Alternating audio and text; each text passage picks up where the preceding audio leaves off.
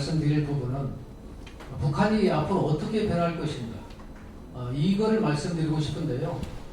외교안보 부분이 아닌 저는 북한의 경제 정책이 앞으로 어떻게 변할 것인가, 북한은 어떤 계획을 가지고 그들의 그 사회주의 강국, 경제 강국을 건설할 목표를 갖고 있는가에 대해서 제가 저의 나름대로 견해를 좀 오늘 말씀드리겠습니다. 우선 이 북한의 경제 정책의 방향입니다. 제가 몇 년 전에 평양에 자주 다녔었는데요. 평양 시내를 가보면서 제가 느낀 건 뭐였냐면은, 전에 평양에 가보면은 미제국주의자 분쇄하자, 핵 경제 병진 노선으로 사회주의 건설을 하자, 이런 어떤 반미 구호라든가 또는 핵 개발이라든가 미사일 개발이라는 이런 구호가 굉장히 강했습니다.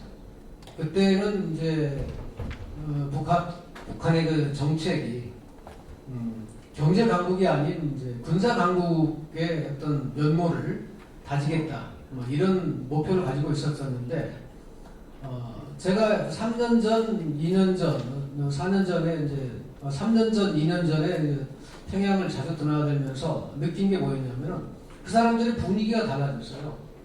우리는 대결의 국면이 아니라 이제는 경제 강국으로 가겠다. 그래서 평양의 분위기라든가 또 시내 거리, 또 북쪽 사람들의 대화 과정에서 느낄 수 있는 이런 것들을 우리도 이제는 먹고 사는 문제 정도는 해결하고 그걸 뛰어넘어서 경제 강국으로 나아가겠다. 다만 경제 강국으로 하는 방식이 사회주의 건설 방식으로 하겠다라는 어떤 그런 의도를 충분히 알고도 남음이 있었습니다. 그렇다고 보면은 이제 우리가 왜 북한의 경제 정책의 방향을 우리가 가늠해야 되냐면은, 여러분 잘 아시다시피 우리 한국 경제는 사실 이제 큰 성장의 어떤 모멘텀을 하나 좀 마련해야 되는데, 남북 경제의 교류와 협력, 또 그걸 통해서 TSR, TCR, TMR 잘 아시죠? 이제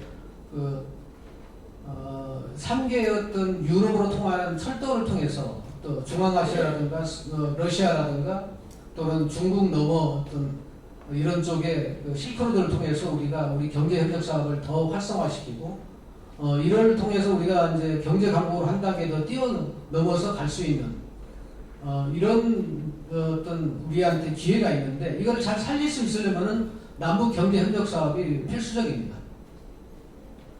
그래서 이제 북한의 경제 정책이라든가 외교 안보 정책이 우리한테 굉장히 중요한 이유가 바로 우리가 앞으로 우리 대한민국이 어떻게 성장하고 더 국제사회에서 더 경쟁력 있는 국가로 나아갈 것인가에 대한 어떤 가늠을 할 수 있기 때문에, 그 부분에 대해서는 우리가 더 많이 북한에 대해서 더 이해하고 알아야 된다, 이렇게 생각합니다.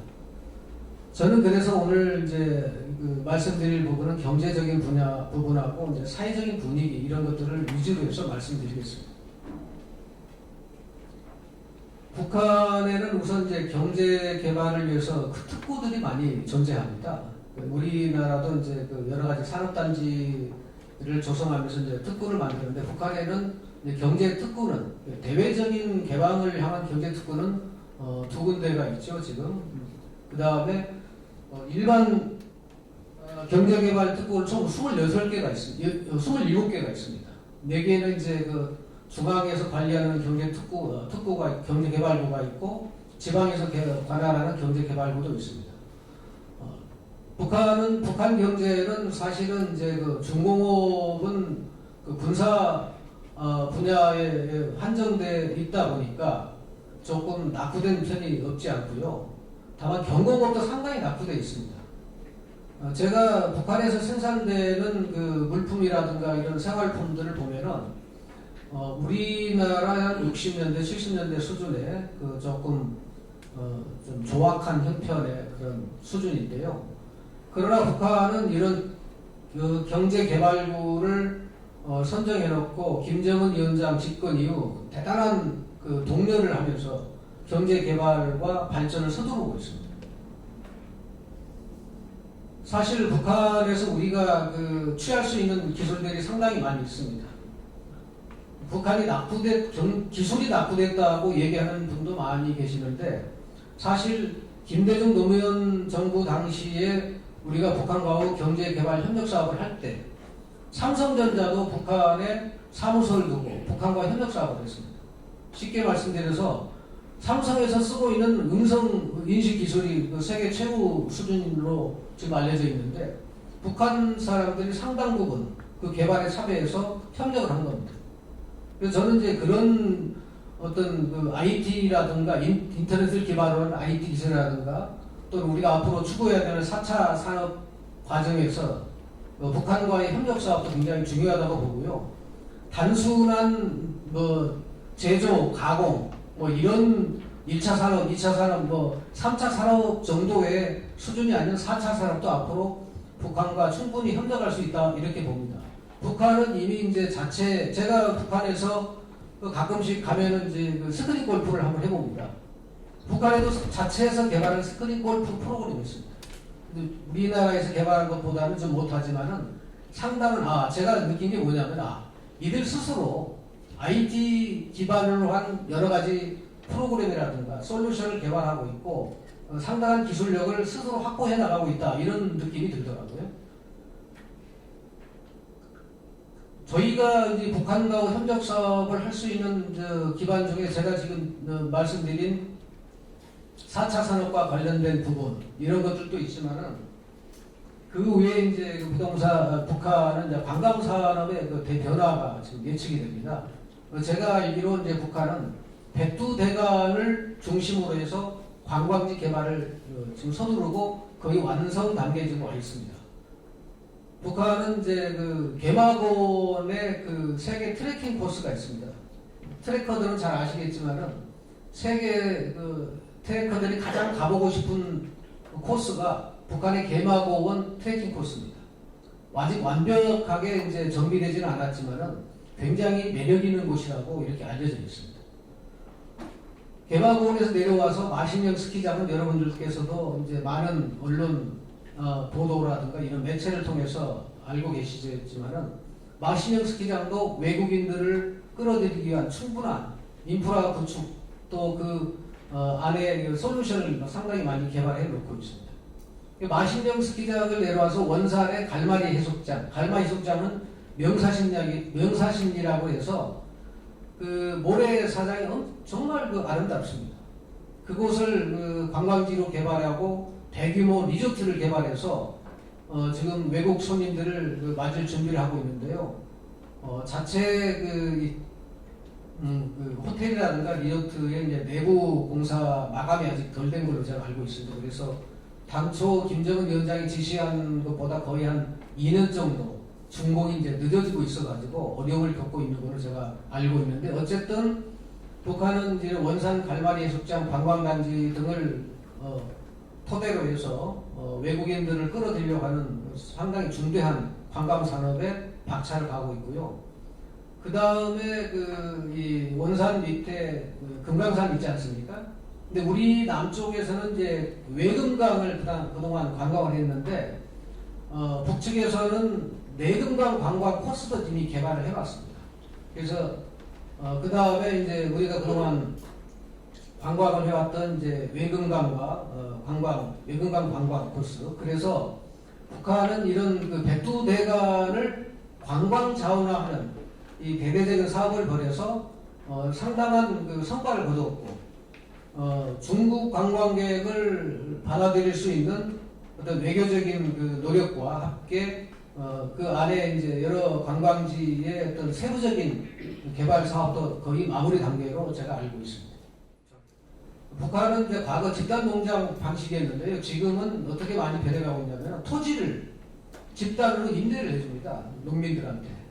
그래서 토지를 임대받은 농민들이 그 토지를 자기들이 경작을 해서 거기서 임대를 내고 남은 잉여 농산물을 자기가 갖는 이런 시스템을 갖다 보니까 농업 생산성이 상당히 높아졌습니다. 집단 농장으로 해서 자기들 생산 목표량을 일방적으로 정해가지고 어떤 생산만 하는, 그리고 나중에 이제 그 식량을 분배받는 방식이 아닌 자기들이 생산을 해서 그 이익의 농산물은, 또 중요한 건 뭐냐면 이익의 농산물 처분권을 또 인정을 했습니다. 북한 당국이. 그래서 그 농산물 처분해서 닭과 오리도 사서 기르고, 그거를 또 다시 이제 그 장마당에서 그 팔아서 또 집도 자기들이 좀 잘 꾸며서 잘 살 수 있는 이런 형태의 어떤 여러 가지 변화된 모습도 보입니다. 시간이 없어서 제가 자세하게 말씀드리지 못하고, 이제 제가 간략하게 만들어 놓은 이제 자료를 좀 보시고 참고를 하시고요. 한 가지 더 덧붙인다면은 북한의 이제 장마당이 600여 개가 넘게 이렇게 활성화되고 있는데, 사실은 이 장마당에 대한 규제도 있습니다. 왜냐하면은 아까 우리 양무진 부총장님께서 말씀하셨다시피 우리 남쪽에 체제 수호를 위해서 남쪽에 어떤 한류 문화의 차단이라든 이런 어떤 여러 가지 어려움도 있습니다. 북한 당국 입장에서는 그렇지만 그 장마당에서 북한의 그 부의 식량의 재분배가 일어나고 있습니다. 쉽게 말씀드려서 여러 가지 재화를 창출하는 시장이 형성되다 보니까 북한에서 예를 들어서 뭐 자기가 어떤 사업을 해서 또는 누구의 이제 외부의 도움으로든 어쨌든 식량이 더 많이 생겨나면 이 식량이 자기들이 썩어 남은 식량은 장마당에 팝니다. 그러다 보니까 전에는 이제 그 아사자가 있었는데 시장에 가면은 식량을 구할 수가 있어요. 전에는 그러질 못했었거든요. 근데 지금은 식량을 구할 수 있다 보니까 식량의 재분배 상황이 벌어지고 아사자, 쉽게 말해서 굶어 죽는 북한 주민들은 지금 현재로서는 나타나지 않고 있다. 저는 이거를 어떻게 보냐면은 북한 당국이 시장 기능을 인식하고 있고, 그거를 일부러 조장하지는 않지만 그거를 어떤 부의 식량의 재분배 어떤 하나의 수단으로 활용하고 있지 않느냐, 이런 느낌이 듭니다. 결국에 북한의 경제의 변화는 우리가 시간이 늦더라도 자본주의 시스템, 그러니까 시장의 시스템을 어느 정도 수용하고 앞으로 그렇게 나갈 수 있다. 그렇다면 우리도 거기에 맞춰가지고 좀 더 이제 북한을 좀 더 그 개방적이고 시장 경제를 도입할 수 있는 체제로 가기 위해서 우리가 좀 더 좀 선도적인 북한에 대한 지원이라든가 협력사업을 해 나가야 되지 않을까, 이렇게 생각하면서 저희 말씀을 마치겠습니다. 감사합니다. 네, 감사합니다. 저는 대북 사업을 지금 수행한 지는 한 20년, 21년 이렇게 되고 있습니다. 중국과 평양에 사무실을 두고 실제 거기에 집행을 하고 있는데, 오이사 조치 이후에는 실제 그 사업을 할 수 없는 상태죠. 그래서 대부분의 남북 사업들이 남쪽 기업이 북측 기업하고 하는 것보다 저는 중국의 법인을 두고 직접 운영하는 그런 경험들을 통해서 북측 기업들을 이제 많이 만났습니다. 관계자들을. 그래서 이 사업을 하면서 크게 두 가지를 이 기업가 입장에서 생각을 할 수가 있었는데요. 우선 북측하고 기업을 하는 입장이기 때문에 북측 관계자들하고 만나서 주요 관점들이 크게 세 가지였습니다. 우선 정책 하는 분들의 입장에서 어떤 정책으로 필요한 이 북측에 필요한 정책들을 제안을 할 것인가, 그 제안된 정책들을 과학기술과 필요한 부분들을 어떻게 기술을 적용을 할 것인가, 그게 결과를 얻을 것인가, 그리고 가장 중요한 부분들은 실제 사업을 통해 가지고서 수익을 발생돼야 되지 않겠습니까? 그러다 보니까 제 경험이, 제가 대덕연구단체 한국연구재단에서 근무를 하면서 퇴직을 하고 또 이 벤처 사업을 했습니다. 그리고 실제로 이 대북 사업을 하면서 북측에 방문을 하고 관계자들을 만나는 과정에서 이러한 부분들이 자연스럽게 협의가 되는 그런 과정에서 얻은 경험들을 기준으로 말씀을 드리는 겁니다. 다음은 이제 국내에 돌아와서 국내 기업들이 남북 협력을 하기 위해서 뭐가 필요한 것인가 하는 부분들을 기업가들하고 많이 만나봤을 때, 여기도 마찬가지 기업가 입장에서는 분명한 게 있었습니다. 보시는 것처럼 이 사업 분야가 어떻게 적용을 할 것인가, 적용된 그런 사업 분야를 투자된 부분들을 어떻게 또 해소할 것인가, 또 그러면서 지속적으로 사업을 할 수 있겠는가 하는 부분들에 대한 의문을 많이 갖고 있었지만은, 사실은 우리는 지금 앞서 말씀드린 대로 개성공업단지에 이런 이 경험 외에는 특별한 경험들이 많이 전수할 수 있는 사람들이 아니었었죠. 분단된 70년 동안의 이런 경험들을 얻어지지 못한 경험들을 어떻게 전수할 것인가 하는 것들이 필요하다고 생각을 합니다. 네, 그래서 지금 그동안에 많은 이 관계자하고 기업가들하고 만나면서 우리가 협력 사업을 하기 위해서는 크게 뭐가 필요할 것인가 하는 것을 정리를 해봤습니다. 크게 5가지로 정리를 해볼 수가 있었는데요. 첫째, 에너지 산업. 그러니까 북측의 산업을 돌리기 위해서는 에너지가 필요하죠. 에너지 저출이기 때문에. 다음으로는 인민생활 발전을 위한 식량 침대, 내 산업을 활성화시켜야 되고, 그 다음에 외화를 벌어들이기 위해서는 자연스럽게 보유하고 있는 자원을 개발하고, 거기에 필요한 이 기간 산업을 발전시켜야 되겠죠.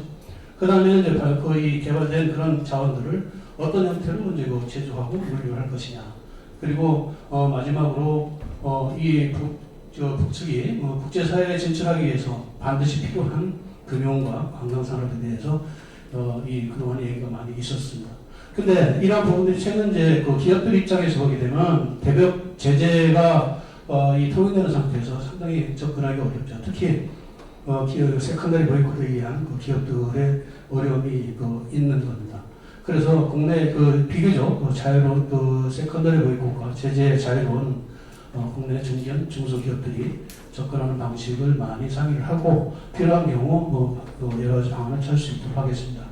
이 중에서 몇 가지 지금 현재 제재 하에서 필요한 그런 사업들을 간략하게 한두 가지 사업을 정리를 해봤습니다. 추진 방향은 마찬가지로 이 제재 해제 이전과 이후의 사업을 추진하는 방안이 되겠지만은 우선 이 제재 강경이 없는 제재를 받기 자유로운 환경, 그다음에 농축산 분야, 에너지 분야의 방안을 한번 찾아봤습니다. 첫 번째 사업으로 남북 유기비료 협력 사업을 정해봤습니다. 이게 지금 아시다시피 환경 이 가축 축산 분야에 대한 환경 문제가 굉장히 심각합니다. 특히 이 돼지 같은 경우에는 지금 현재 우리나라의 가축 분야 발생량이 약 4,800만 톤이 됩니다. 이 4,800만 톤이 환경 협약에 의해 가지고 2012년 이후에 해양 투기를 못하게 됐습니다. 이것이 전부 다 국내에서 처리를 해야 되는데 국내 농축산 축산 농가에서 굉장히 어려움을 겪고 있습니다. 근데 우리는 남아하지만은 북에는 부족하죠. 이런 부분들을 전량 이 자원을 해가지고 북하고 협력을 하게 되면은 우리는 환경 문제를 해결하고 북에서는 식량 문제를 해결할 수 있는 그런 이 두 가지 부분들을 취할 수 있다고 보겠습니다. 다음. 그래서 크게 기대 효과를 두 가지를 보게 되면 말씀드린 대로 우리는 잉여 축산 자원을 활용하면서 환경을 이 환경 오염을 감축하는 거고 북측에서는 식량 부족에 대한 대안으로 이 비료를 투입함으로써 식량을 증산할 수 있는 그런 부분들을 생각할 수가 있겠습니다. 다음 사업으로는 에너지와 축산 발전 사업인데 지금 북에는 이 세포 축산기지라는 지역이 있습니다. 강원도 우리 저쪽도 강원도 우리도 강원도죠. 그래서 철원이나 이런 접경지에서 보게 되면은 약 12km 거리에 세포 등판이라는 지역이 있는데 우리나라의 광주에 직하실 만한 크기입니다. 약 1억 5천만 평 정도 되는 지역인데 이 지역에 저희들이 이 비료로 공급을 하고 그 다음에 우리가 필요한 이 가축을 위탁 생산을 통해 가지고 이 에너지 사업을 할 수 있다는 그런 내용들도 볼 수가 있습니다. 다음. 네. 이게 이제 자원 순환은 환경 에너지 협력 사업이라고 이제 제가 표현을 했는데요. 북의 이 세포 등판 지역에 저희들이 이 사료를 사회용 이 작물을 지원을 하고 거기에서 그 다음에 이 가축도 지원해서 이 사육된 이 가축들을 공장을 통해하고 필요한 특수 부위는 저희들이 받고 나머지는 공급을 하는 북에 공급하는 그런 형태가 되겠고 이 가축을 사육하는 과정에서 발생되는 축산물들을 가지고 바이오가스 발전 사업을 하게 되면은 이 지역 발전과 그 다음에 여러 가지 형태의 효과를 얻을 수가 있죠. 이 부분은 그 북측 이 합도 상당 부분 협의를 했던 내용입니다. 다음입니다.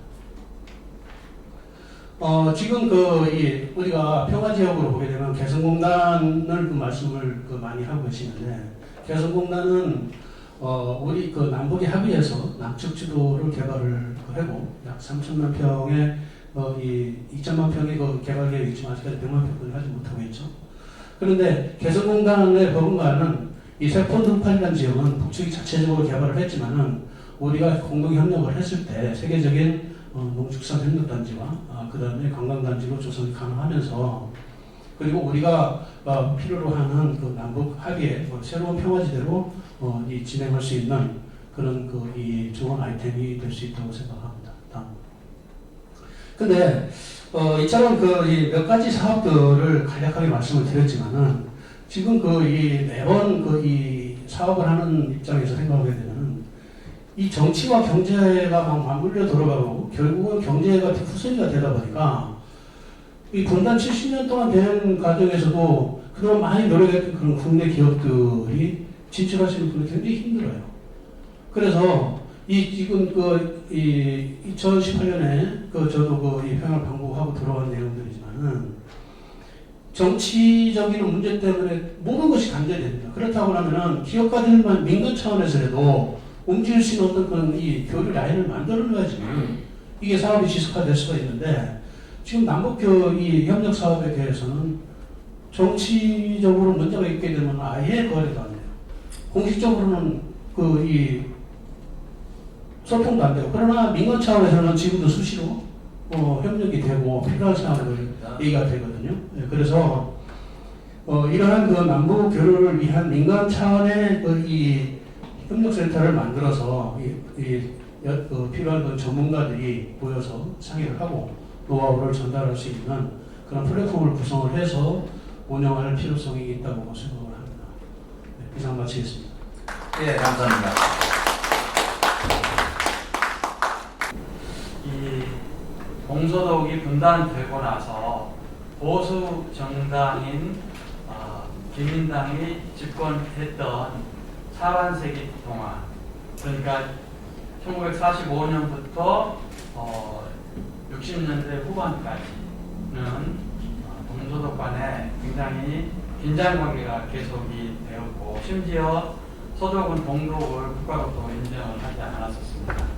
그러다 보니까 경제 교류와 협력이 거의 미미한 정도 이루어지지 않았었는데, 1969년에 3인당 정부가 들어서면서 소위 잘 들으셨겠지만 빌리 브란트 수상이 정권을 잡고 신동방 정책을 추진하기 시작하면서 동서독 간의 긴장 관계가 완화되고 또 경제 교류와 협력도 시작이 됐었습니다.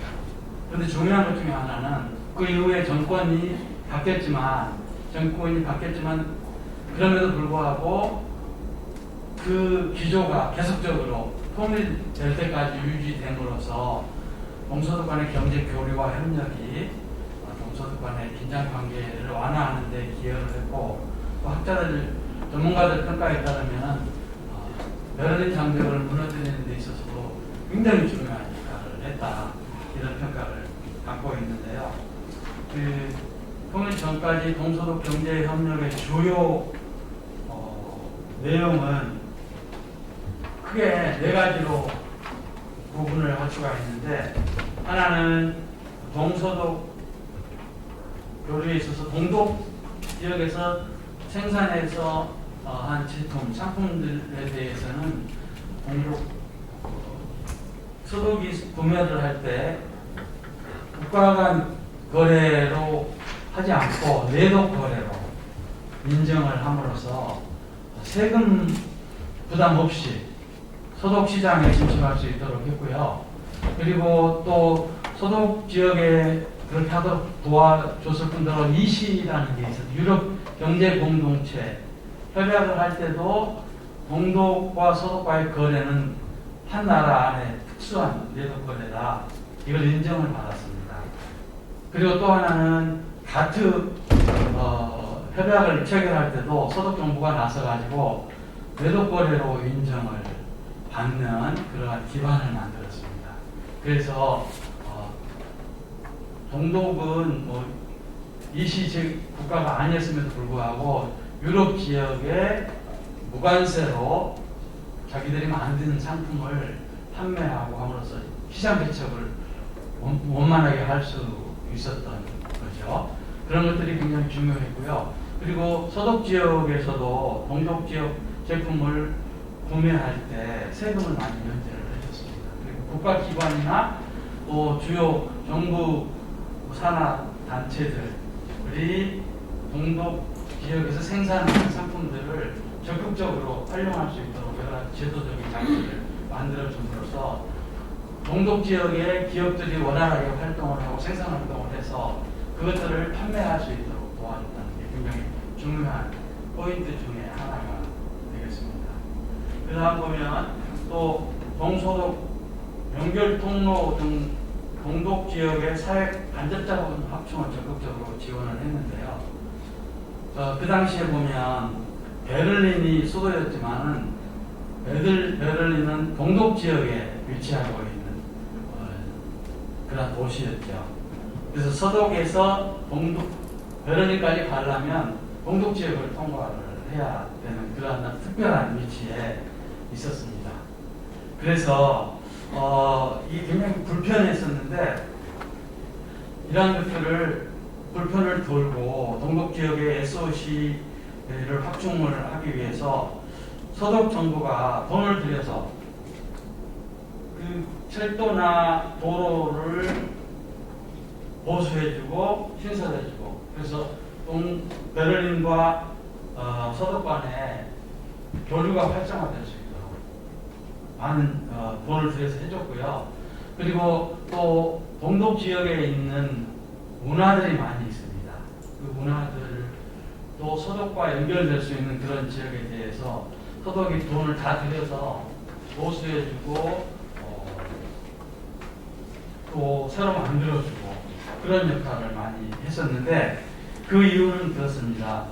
그 서독 지역이 또 나중에 나오지만은 서독 지역의 기업들이 동독에 투자할 수 있도록 여러 가지 면에서 제도적인 뒷받침들을 하고 투자를 많이 했는데 거기에서 생산되는 제품들을 서독으로 가져오는데 물류 비용들이 굉장히 많이 드는데 물류 비용들을 절감을 할 수 있을 뿐만 아니라 또 동서독 간의 교류 그리고 인적 교류를 하는 데 있어서 부담을 줄이는 그런 역할을 했습니다. 이럴 때 이 당시에 서독에서도 국민들이 좀 반대하는 세력이 있었던 것 같습니다. 왜 동독 지역에 재정적인 부담을 하면서 그런 일들을 서독이 해줘야 되느냐 그런 굉장한 저항이 있었는데 서독 정부의 리더들은 이게 결국은 동서독 간의 교류와 협력을 하는데 도움이 될 뿐만 아니라 물류 비용도 줄이고 나중에 통일 비용을 줄이는데 굉장히 가장 효과적인 방법이다라고 설득을 해서 국민적인 동의를 받아가지고 했었습니다. 그 다음에요. 그리고 이러한 대규모 투자를 해주고 동독에 지원을 해줄 때마다 서독은 동독 정부에 대해서 많은 요구를 했어요. 동독 주민들의 인권을 개선을 해달라. 그리고 서독 주민들이 동독에 오고 갈 때 교류를 활성화할 수 있도록 불편한 점을 줄여달라. 이런 얘기들을 많이 했고 그래서 동독 정부가 호응을 해줬기 때문에 큰 무리 없이 이러한 상황들이 진행이 된 것으로 평가를 하고 있습니다. 그 다음에 보면 기술 및 차관 제공과 동독 지역에 대한 서독 기업의 투자를 촉진을 했습니다. 이게 대단한 의미가 있다고 보는데 이게 우리나라하고 북한하고 왜 차이가 그런 게 있기는 하지만 어찌됐든 서독에서는 그러한 방법들을 통해서 동독과의 신뢰관계를 쌓아가면서 동독 지역이 주민들이 먹고 잘 살 수 있고 또 경제적으로 어려움이 없도록 다양한 방법으로 지원을 하면서 서독 기업들이 동독 기업에 투자를 해서 여기서 생산할 수 있도록 하는 제도적인 장치를 만들고 또 소득의 기업들이 거기에 부응을 해서 동독 지역에 진출을 해서 생산 기지를 건설하고 기업 활동을 했고요. 거기에서 만들어진 제품들은 소독으로 가지고 와서 팔 수 있도록 했고 그러한 것들이 지금 소득 기업에 대한 소득 기업의 동독 지역에 대한 직접 투자 지원 내용이고요. 또 하나 기술 및 차관 제공도 있었습니다. 이게 동독 지역의 경제가 어려워지면 소득 굉장히 경제적으로 부강한 나라이기 때문에 대단히 유리한 조건으로 장기 처리의 차관을 제공을 해서 동독 경제가 붕괴되는 것을 막는 그러한 일들을 많이 했고요. 그 작은 규모가 대단합니다. 이게 자료 보시면 다 나오니까 큰 틀만 말씀을 드리려고 하고요. 그 다음에 청산융자 제도를 활용을 했다고 하는데 이게 보면 이런 많은 분들이 소득에서 동독으로 넘어갈 때 뭐 집권당에게 정치 자금으로 쓰여지거나 하는 것들을 최소화하기 위해서 양 국간에 합의를 해서 청산 제도를 한 거예요. 오고 가는 물건들을 그때그때마다 돈을 계산해서 하는 것이 아니라 그 기간 동안에 또 동독에서 줄 돈, 또 소득에서 받을 돈 이런 것들 여러 가지가 있는데 이걸 대차간에 계산을 해봐가지고 일정 기간 되면 거기 결산을 하는데 그것도 각국의 중앙은행의 계좌에 넣을 수 있도록 그렇게 해서 오고 가는 돈들이 다른 목적으로 전용되지 않도록 하는 그런 제도를 만들었던 의미 있는 것 중에 하나가 프라이카브라고 해가지고요. 이게 동독 지역에도 굉장히 정치적으로 문제가 있었던 상황이었기 때문에 정치범들이 굉장히 많았어요. 정치범들의 이게 동독 지역 입장에서 그 정치범들을 어떻게 관리할 것인가 골치 아픈 그런 상황이었고 또 감옥에 넣으면 비용도 들고 하니까 일찍부터 그걸 돈을 주고 소득이 사온 그리고 정치범뿐만 아니라 정치범의 가족들까지도 돈을 주고 사왔다. 그래서 프라이 카우프라는 산다는 거, 프라이는 자유라는 그런 뜻이었는데 이게 1970년대부터 시작을 해서 통일될 때까지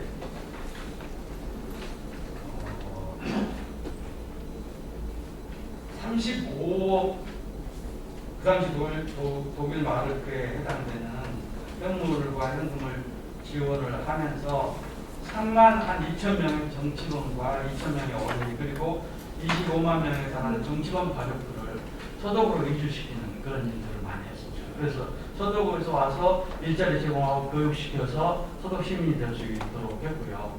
이걸 하는 데 있어서 교회가 굉장히 큰 역할을 했어요. 왜냐하면 초기에 소독이 동독으로 국가로 인정을 하지 않았기 때문에 그러나 교회들 간에는 굉장히 교류가 신뢰가 있어서 교회를 중심으로 해서 이런 역할을 했던 것들이 굉장히 의미 있는 프로젝트였다. 이제 이런 것들을 말씀을 하면서 제가 결론을 말씀을 드리려고 해요. 이게 어찌됐든 이게 시작 때부터 통일될 때까지 이 교류가 꾸준히 지속될 수 있었다. 정권이 바뀌더라도 그 정책의 기조는 변하지 않고 오히려 확대 발전했다라는 것이 굉장히 의미가 있어 보이고 이러한 걸 통해서 소독은 긴장 완화와 동독과의 유대 강화라는 정치적인 성과를 얻었고요. 동독은 소독으로부터 기술과 자본 등 경제적 지원을 받아서 자기 나라의 경제를 유지 발전시키는 상호 보완적인 성과를 거양을 했다 하는 겁니다. 또 하나는 그냥 돈만 내주는 게 아니고 소독 정부는 대규모 프로젝트를 하거나 지원을 할 때마다 자기들이 필요한 강하게 요구를 해가지고 그걸 받아냈다는 거예요. 그런 것들이 이제 아까 말씀드렸듯이 뭐 프라이 파워라든가 뭐 인권 개선이라든가 이런 것들을 계속 할 수 있었던 것이 참 의미가 있다 이렇게 생각을 하고요. 그래서 우리나라의 시사점은 그런 거예요. 현재와 같은 국제 정치 환경 하에서 우리나라가 북한에 대해서 적극적인 재정 지원을 하는 것은 그렇게 쉬워 보이지는 않습니다. 그래서 민간의 역량을 최대한 활용하는 방법으로 남북한 간 경제 협력을 보다 적극적이고 새로운 시각에서 추진을 해야 되지 않겠는가 하는 생각을 갖는데 아마 우리 회장님 생각하신 것과 같다고 봅니다. 네, 그리고 또 북한에 대해서 지원을 하는 경우에 서독이 동독을 지원하면서 보여준 것처럼 정치적 긴장 완화라든가 상호교류 확대 그리고 어렵겠지만 북한 주민의 인권 문제 개선 등에 대한 반대 극부 조건이 관철되도록 노력을 해야 되겠다 그런 생각이에요. 저희 민간인들이 볼 때 그동안에 너무 눈치를 보지 않았는가 그런 생각을 갖고요. 앞으로 이렇게 하면서 하나씩 해나가면 좋겠다 하는 생각을 갖습니다. 물론 독일과는 남북간이 다르긴 하지만 여러 가지 제약이 있지만 동서독 경제 교류에서 우리에게 시사점을 주는 게 그런 한두 가지가 있는 것 같습니다. 자, 이제 마치도록 하겠습니다. 네, 감사합니다. 오늘 주제는 저는 굉장히 고민을 좀 많이 하다가 워낙 전문가분들이 많이 나오시기 때문에 저 나름대로 상업 엑셀러레이터라든가 지금 이제 교육경제발전연구원에 제가 원장을 맡아서 고민했던 내용을 오늘 제안을 하게 되었습니다. 우선은 통일에 대해서 얘기할 때요 이런 생각을 합니다. 통일에 앞서 평화가 우선이다. 동의하시죠? 그렇죠? 근데 평화가 되려면 최소한 휴전선에 군대가 빠지고 경찰이 있어요. 저 동의했습니까? 경찰은 보안이고요. 경비죠. 그리고 군대는 군사적 대치입니다. 그래서 이런 정치적으로는 군대보다는 경찰이 우선이고요. 그리고 통일 경제에 앞서서 당연히 평화 경제가 우선입니다. 저희가 요즘 이제 통일이라는 단어보다는 평화 경제라는 단어를 많이 쓰는 이유도 바로 여기에 있는 것 같고요. 이 평화 경제를 위한 첫걸음이 뭘까요? 당연히 남북 경협입니다. 그래서 이 자리가 만들어졌고 우리 회장님께서 또 좋은 분들을 이렇게 초대를 해주셨고요. 그런데 남북 경협의 첫걸음은 뭘까요? 저는 이게 궁금했어요. 왜 안 풀릴까? 왜 정치적으로 끌려다니고 우리끼리 그냥 민간비로 할 수 있는데 물론 뭐 제재 내에서 할 수 있는 그런 거를 왜 안 할까? 그리고 이런 지금 남북 경색된 이 상황에 그럼 우리는 하늘만 쳐다보고 놀고 있어야 되나? 몰래 그냥 음식만 좀 갖다 주고 뭐 이런 거보다는 좀 더 적극적으로 무엇을 해야겠다라고 생각했던 게 바로 그 아이디어가 남남 사업의 비즈니스 모델입니다. 이 제목만 보시면 이해가 안 되실 것 같아서 이 설명을 좀 드렸고요. 다음 페이지.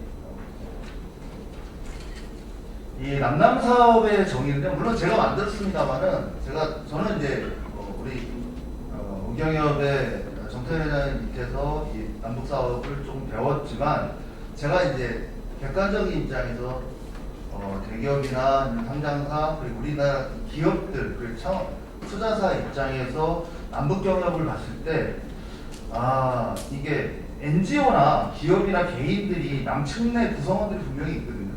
이분들끼리 수행할 수 있는 남북 경협 사업이 있어요. 우리끼리 안 할 뿐이지. 그래서 이걸 남남 협력 사업으로 저희가 정의를 내렸고요. 대표적으로 한번 볼까요? 문화협력 분야로 보면은 지금 일제시대 때 일제강점기 때 저희가 800만 명이 강제동원됐습니다. 그리고 30만 명 희생자가 아직 6월이 성안되지 않았습니다. 이거 저희끼리만 해도 북측에서 같이 하자고 연락 옵니다.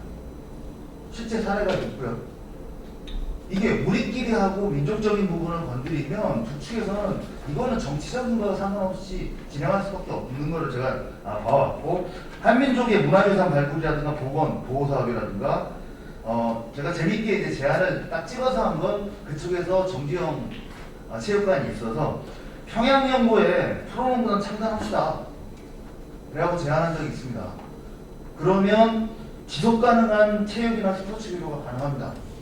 지금 뭐 올림픽이나 뭐 4년에 한 번씩 가끔 뭐 하자마자 한 번 더 기회에 독도에 점을 찍느냐 안 찍느냐 가지고 지금 싸우는데 그런 거 말고 평양 연고에 만약에 풀어놓은 부담, 물론 이북 오도민회가 주체가 되셔야겠죠. 뭐 대기업들이 지원하고 이렇게 된다 그러면 일주일에 한두 번은 저희가 북한에 가야 된다. 최소한 우리 농구단의 한 팀은 평양도 돌고, 물론 평양 연고인 평양 농구단도 국내에 와서 창원에서도 경기하고 서울에서도 경기하고 이런 쪽에 저는 이게 남남사업이라고 보는 거예요. 네, 이렇게 하다 보면서 어떤 문화적인 이질감도 좀 줄이는 사업을 했으면 좋겠다. 이건 문화경협력사업으로 끝으로는 이제 당연히 북에서도 동의한 걸로 알고 있습니다.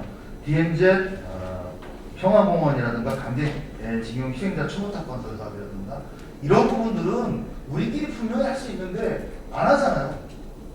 안 하고 나서 남북경협 하자고 그러니까 저는 답답한 거예요.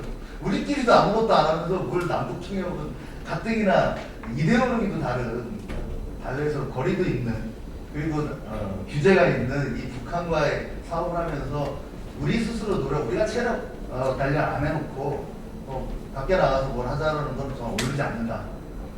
그리고 이제 경제협력 분야는 네 가지를 제가 찍었습니다. 적정기술 발굴 보급사업, 북측 고유 IP 사업화, 평화 우체국 사업, 문화 비즈니스 사업. 요거는 제가 하나씩 짚어가면서 시간이 있으니까 말씀드리겠습니다. 다음 페이지. 예, 우선은 적정기술 발굴 보급사업입니다. 뭐 혹시 아시겠지만 캄보디아의 럭키 IMPC라는 제품이 있어요. 한 4,000원 정도 되는데 노스입니다. 노스에 그냥 라면 끓여 먹을 때 넣으면 철분 부족이 해소됩니다. 뭐 아프리카에서나 있을 법한 얘기인데 실제로 캄보디아는 아이들이 이 철분 부족 사태를 이 IMPC로 해소됩니다. 우리나라는 원래 없었어요. 왜 없었냐면 우리나라는 누룽지를 먹습니다. 가마솥에 누룽지를 드실 때 이미 철분을 흡수하고 계셨습니다. 그래서 우리나라는 희한하게 고기를 많이 안 먹어도 철분 부족 사태는 없었는데요. 이런 기술을 적정 기술이라고 해요. 불쌍한 나라 도와주는 적정 기술로 유엔이 약간 호도를 했는데 그렇지 않습니다. 북한에 적정 기술이 없을까요? 거기에 만약에 소화제라든가 해열제라든가 여러 가지 분야를 북이든 아니면 캄보디아든 내부적으로 한약이든 아니면 자연에서 뭘 받든 그 성분을 분명히 갖고 있거든요. 그분들의 그 기술들을 발굴해서 특허 사업화 시키고 그걸 고정화시켜서 뭐 제약 사업을 일으킨다든가 이런 산업 발전이 충분히 가능합니다. 그래서 그런 부분들을 적정 기술을 발굴할 수 있는 세미나나 포럼, 각국 대사들 모셔다가 우리 회장님이 하시면 가장 좋을 것 같아요. 1년에 한 번씩. 왜냐면 이분들은 여기 오실 분들은 솔직히 비즈니스맨 안 오셔도 됩니다. 한 30개국의 최빈국 대사들만 모셔놔도 그분들이 우리나라에는 철분이 부족할, 우리나라는 각기병이 부족, 이거 다 알고 있거든요. 그래서 그분들에게 제안하고 이런 걸 사업화하자. 그리고 당신들이 갖고 있는 적정 기술이 있으면 우리가 대한민국이 사업화해서 당나라로 해주겠다. 이런 적정 기술 포럼도 사업화에 이게 꼭 남북경협 이 타이틀에 얽매이지 않고요. 그리고 북한에 가서 뭘 캐온다는 거에 얽매이지 않고라면 자연스럽게 우리 포럼에 북한 대표도 초청하고 안 되면 뉴욕 가서 유엔 대표하고 같이 해도 되고요. 그래서 이런 적정기술 발굴 보급 사업도 가능할 것 같다. 그리고 북측 IP 기술 사업화인데요. 북측은 우리보다 세계 특허 관련된 국제기구에 먼저 가입합니다. 그쪽도 분명히 내부적으로 다양한 기술을 발굴을 하고 특허를 내고 있는데 문제는 양산에 좀 문제가 있어요. 양산 기술이라든가 왜냐면 아무래도 제재가 많다 보니까 기계 수입도 안 되고 그래서 그런 특허들을 저희가 검토하고 저희 측에서 이 부분을 기술 사업화하는 특허가 갖고 있는 북측이 갖고 있는 특히 바이오가 많을 것 같긴 한데 이 IP나 특허권을 가지고 저희가 사업화해서 뭐 수익이 나면 당연히 로열티를 공동으로 물론 현금으로 못 드리니까 현금으로 드려야겠지만 그 사이에 이런 남남 경협 사업도 충분히 가능하다라고 하고요. 지금 진행하고 있지만 옥류관이라든가 함흥냉면 이건 3천건인데요. 함흥냉면이라든가 대동강 맥주나 평양소주에 대한 IP 로열티 사업은 이제 막 시작한 걸로 알고 있습니다. 이게 남남 사업입니다. 남남 경협 사업은 우리가 발굴하면 굉장히 많이 또 다양한 사업을 발굴할 수 있지 않을까 이런 생각을 하고 있고요. 끝으로 세 번째로는 이산가족 간 교류를 위한 평화 우체국 교류사업입니다. 저희 물류가 우리나라 물류가 택배 시장이 7조 한 5천억 정도 됩니다. 근데 북한하고 택배하자는 건 무슨 시장?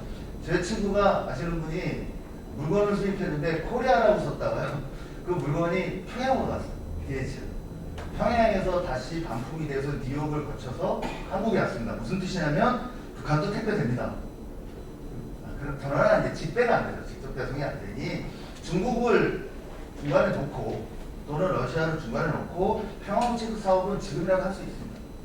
그래서 최소한 물건을 못 가더라도 편지라도 보낼 수 있는 이산가족들 편지를 평화우체국을 통해서 보내고 우린 중국으로 보내고 중국에서 북측에 보내는 뭐 이런 형식이 된다면 아마 생필품 정도는 택배 사업이 되지 않을까. 그리고 장기적으로는 언젠가 이 택배 업체가 남북한 전체의 물류를 담당하게 되겠죠. 네. 이렇게 해서 평화우체국 사업도 제안했고요. 마지막입니다. 마지막으로는 이제 문화비즈니스 사업 중에서 아까 말씀드렸던 공유관 개설 사업이라든가 수제맥주 사업이나 만화 애니메이션 캐릭터 이건 미리 예나부터 하고 있었죠. 그러니까 규제가 심하기 때문에 대북 규제가 심하기 때문에 그걸 피할 수 있는 사업 중에 대표적인 게 콘텐츠 비즈니스. 그러면 디지털로만 가면 되니까 CD로 가든 이메일로 가든 북측을 통해서 가든 물론 저희가 통일부의 허가를 받아야겠지만 그래서 만화 애니메이션이라든가 캐릭터라든가 이런 쪽의 공동 제작 사업은 솔직히 저희가 마음만 먹으면 할 수 있습니다. 그런데 왜 안 하냐면 이게 부산무역 효과도 있고 남북경협의 기반 조성의 효과도 있다라고 말씀드릴 수 있지만 저는 이제 끝으로 지금 남측은요 정치에 종속돼 있어요. 남북경협 자체가 모 총수가 재벌 총수 몇 명 가서 북한하고 악수하고 와도 투자 없죠. 그게 우리나라의 현실이고요. 그래서 남남 사업이라고 해서 놀고 있지 말고 이런 의미는 아닙니다. 그렇게 간단하게 말씀드렸던 거 아니고 발전이라는 건 압축을 할 수 있습니다. 근데 성장은 절대 압축적으로 못합니다. 성장은 분명히 성숙한 단계가 필요합니다. 지금 우리가 평화환경을 성숙시키는 데 있어서는요 선행과정이 꼭 필요하거든요. 그러니까 성숙기가 필요한 거죠. 우리 계속 발전만 원하고 있어요. 당장 1달러도 앞에서 못 주고 저희 우리 회장님하고 최근에 북한 갔다가 달러로 결제했다고 혼났거든요. 한국은행한테 고소당한다고. 그만큼 내 호텔비, 내 비행기값 내는데도 달러를 못 쓸 정도로 규제받고 있는 데서 남남사업은요 첫발이라고 저는 생각을 합니다. 그 내에서 저희가 철저하게 평화경제를 갈망하면 여기에 맞는 자꾸만 되지 않는 물론 언젠가 되겠죠.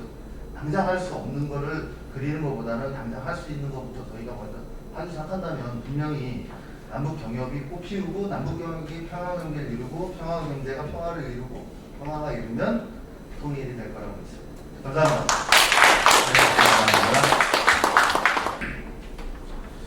오늘 제가 이제 말씀드리려는 주제는 이제 기업가 정신입니다.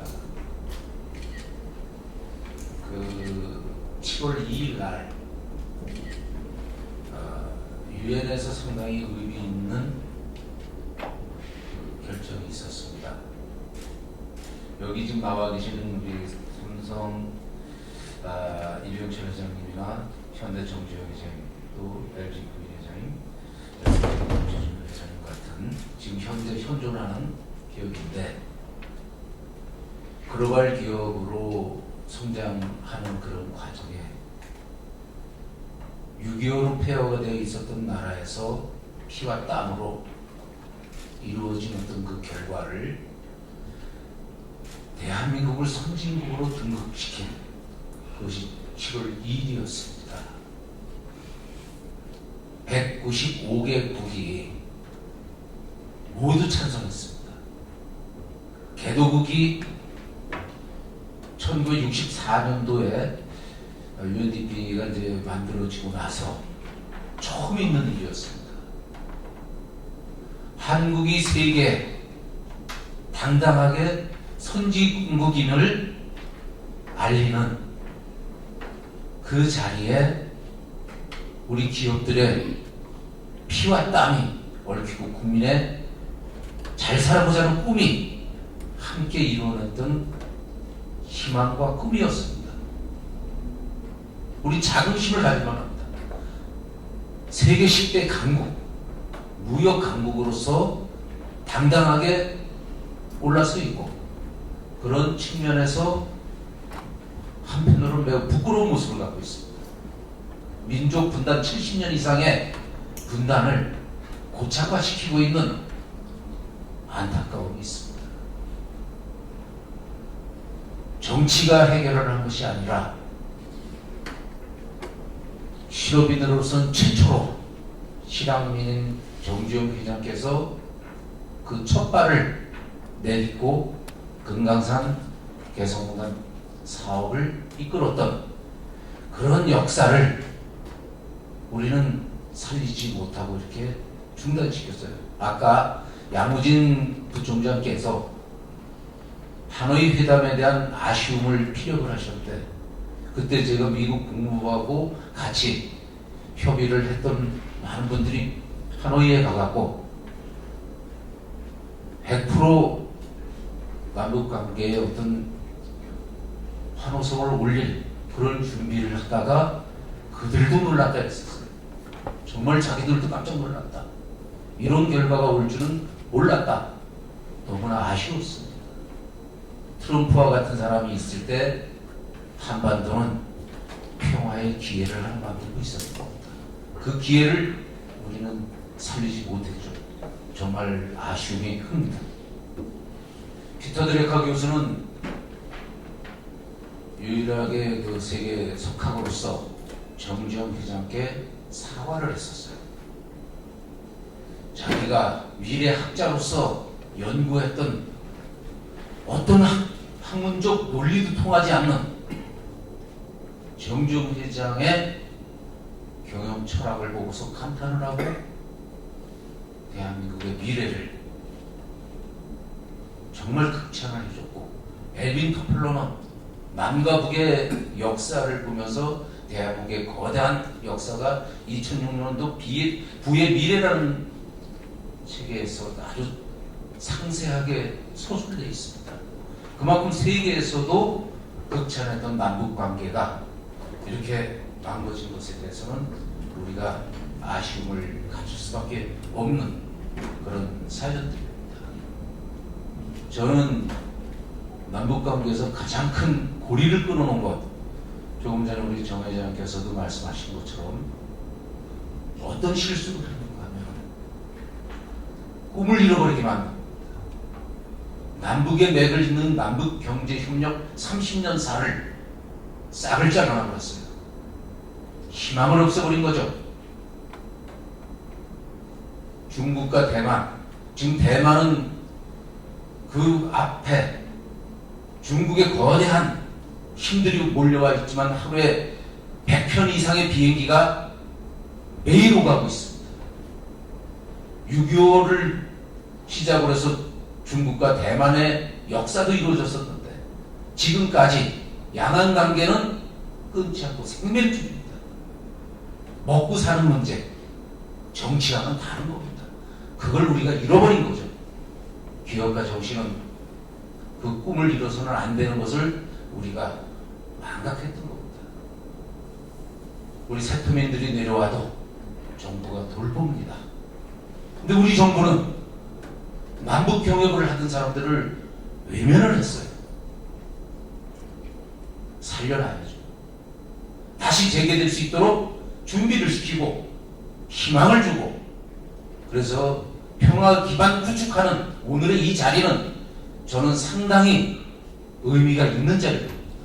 제가 2년 전에 와서 개성공단을 소개했었지만 오늘 제 회장께서 이런 자리를 특별히 용기를 내서 만든 것은 정말 상당한 의미가 있고, 또 하나 이제 정부에서 그나마 남북 관계의 희망의 끈을 끊지 않고 새로운 미래의 꿈나무들을 양성하는 그런 과정을 지금 만들어가고 있습니다. 그런 경연대에서 우승했던 사례들, 4차 산업혁명 시대를 맞아서 우리가 남북 경협을 어떻게 풀어갈 건가, 그런 측면에서 준비하고 있는 것은 그나마 다소나마 다행스러운 일이 아닌가 하는 그런 생각에서 잃어버리지 않는 그 희망을 놓지 않고 우리가 지지를 해줘야 돼. 돌팔년을 하지 않고 그래도 적어도 용기를 북돋아주고 남북 경협의 배를 잇지 않도록 그런 자리가 되기를 바랍니다. 저는 오늘 상당히 이렇게 의미 있는 자리에서 여러분들과 함께 대한민국의 미래, 트럼프는 우리한테 선물을 하나 줬습니다. 미사일에 대한 우리 전시작 정권 아직 못 갖고 왔지만 대한민국이 북한 핵을 당당하게 막아낼 수 있는 안보에 대한 힘도 우리는 얻어낸 겁니다. 지혜가 필요합니다. 정치적인 지혜, 경제적인 힘, 그것이 대한민국이고 저는 개성공단에서 북한이 부러워하는 우리의 힘을 본 겁니다. 개성 드림은 아메리칸 드림처럼 북한 사람들이 오고 싶어하는 삶의 터전이었고 학습장이었습니다. 경제 교육에 구축됐던 그 부분을 우리가 중단시킨 것은 너무나 안타까운 일이고 포기하지 않고 저는 지금도 준비를 하고 있습니다. 제가 오늘 여러분들을 만나서 그런 이야기를 나눌 수 있게 됩니다. 감사드립니다. 감사합니다.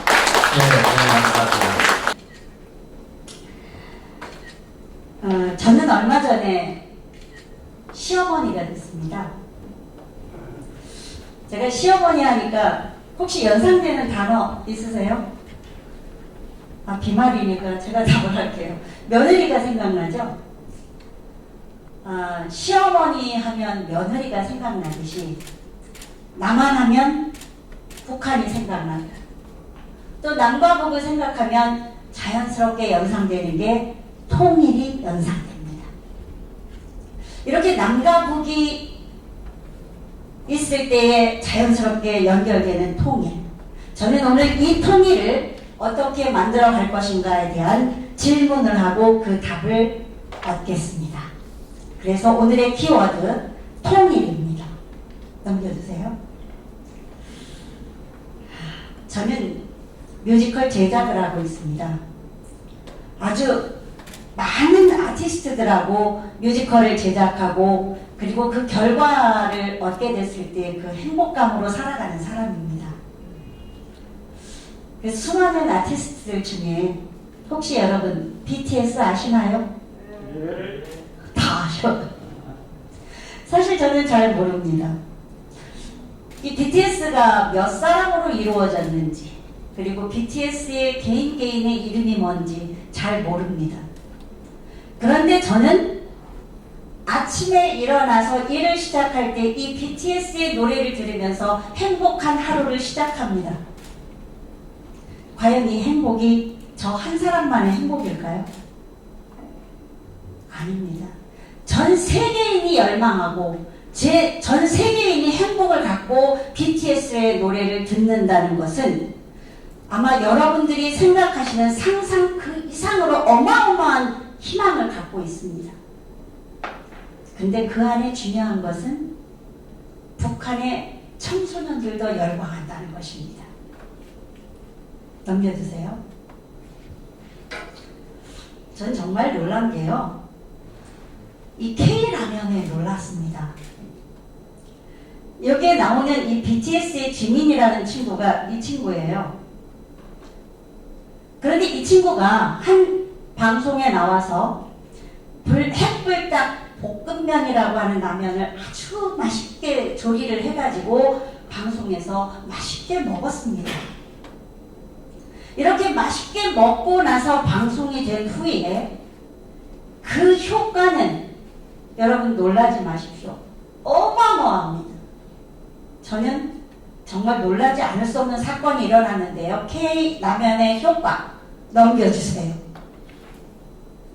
일단은요. 미국, 중국 떠나서 다른 나라 다 제하고 미국하고 중국에서 K라면 판매량이 1년에 1,100억이 상승했다고 합니다. 굳이 현대의 차 수백 개 팔아도 아마 이러한 효과를 얻을 수 없을 것이라고 생각하는데, 이 K라면의 효과는 1100억에 머무는 것이 아니었습니다. 북한에도 난리가 났습니다. 북한의 이 퍼진 파급력, 북한에서는 이 핵불닭 볶음면을 먹으려고 청소년들이 혈안이 되어 있고, 이 라면의 유사 상품까지 나왔다고 합니다. 여러분, 한번 생각해 보십시오. 이 세계 속의 모든 사람들이 BTS가 먹고 자고 입고 하는 이 생활 문화를 따라하고 있습니다. 전 세계에 전파되고 있는 거죠. 그 이야기는 뭔가요? 대한민국의 문화가 전 세계인의 생활 속에 들어가고 있다는 것입니다. 즉, 우리 대한민국은 문화예술의 중심이 되어가고 있는 것이죠. 넘겨주세요. 그것뿐이 아닙니다. 잘 아시다시피 여러분, BTS가 코로나19로 힘들어하는 전 세계인들을 위로하기 위해서 UN에서 연설을 했습니다. 삶은 계속되니까 함께 살아내자. 이 메시지가 전 세계인을 용기를 갖게 하고 희망을 갖게 했습니다. 거기에 역시 북한의 청소년에게도 이 메시지는 전달되었습니다. 넘겨주세요. 그렇습니다. 이게 바로 문화의 힘입니다. 창보다도 칼보다도 총보다도 강한 것이 문화의 힘입니다. BTS의 노랫말을 배우기 위해서 전 세계인이 한국어를 배우고 있습니다. 우리 감히 생각이나 했었습니까? 세계인이 한국어를 배운다? 말도 안 되는 소리였죠. 그런데 지금은 우리가 가슴 섬뜩하게 이 현실을 이루어내고 있는 것입니다. 문화의 힘으로. 그렇다고 한다면 문화의 힘은 어디에서 오는 걸까요? 넘겨주세요. 창의력에서. 이 창의력이 무한대로 열려있는 나라일수록 부강한 나라이고 문화의 힘이 살아있는 나라입니다. 2018년 우리 평창 동계올림픽을 기억하실 겁니다. 이때에 남과 북의 체육인들이 함께 입장을 했고, 남한의 예술인, 북한의 예술인, 우리 교류를 해가면서 그들의 노래를 듣고 우리의 노래를 듣고 부둥켜 안고 얼마나 울었습니까? 마치 내일 당장 통일이 이루어질 것처럼 가슴에 부풀어서 기대에 찬 그날을 저는 기억합니다. 그런데 지금은 어떻습니까?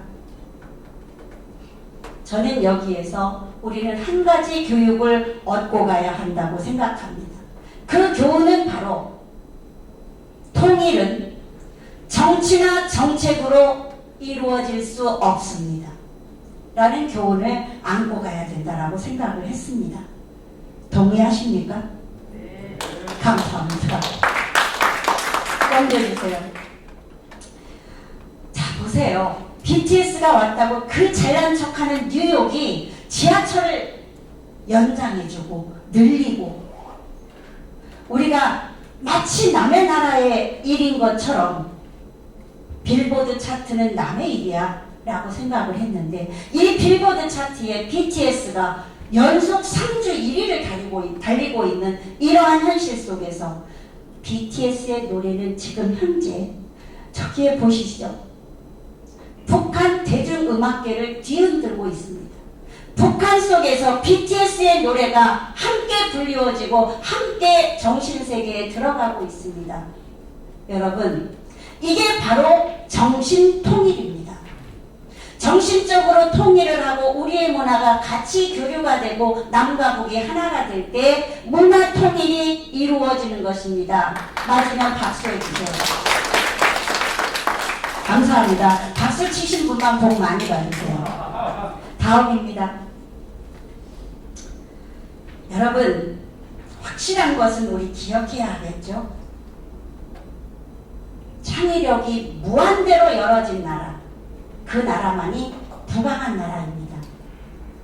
정의로운 나라, 행복한 나라, 자유로운 나라, 그리고 사랑과 덕목이 살아있는 나라는 창의력이 열려있는 나라이고 부강한 나라가 될 것입니다. 넘겨주세요. 그렇다고 하면 북한은 창의력이 열려있을까요? 저는 창의력이 열려있기를 기대하면서 사실은 북한의 창의력을 찾아보았습니다. 이 두 개의 도표를 보면서 저는 상당히 가슴이 아팠습니다. 아니, 애렸습니다. 왜? 한번 보십시오. 우리나라 사람이 세계에서 가장 행복한 나라로 추구하는 도표, 북한에서 가장 행복한 나라를 추구하는 목표, 다르죠. 왜 다를까요? 이념이 다르고 정치가 다르고, 그리고 아까 얘기했던 우리의 창의력이 열려있지 않기 때문에 이러한 결과가 나왔다고 생각합니다. 넘겨주세요. 그렇습니다, 여러분. 남과 북의 통일, 이젠 문화예술로 만들어 가야 할 때입니다. 정치와 정책이 아니라 국민 모두가 함께 뚜벅뚜벅 천천히 그리고 서서히 스며들어야 하는 것입니다. 넘겨주세요. 자, 이 사진을 잘 보세요. 우리 국민 모두가 뜨갯바늘이 되는 겁니다. 그리고 문화예술이 이 실타래가 되는 것입니다. 한 올 한 올 문화예술을 짜나가서 남북 통일을 이룰 때 우리는 완전한 통일을 이룰 수 있을 것이라고 저는 자신합니다. 결론입니다. 통일, 문화예술의 창의력이 답입니다. 감사합니다. 네,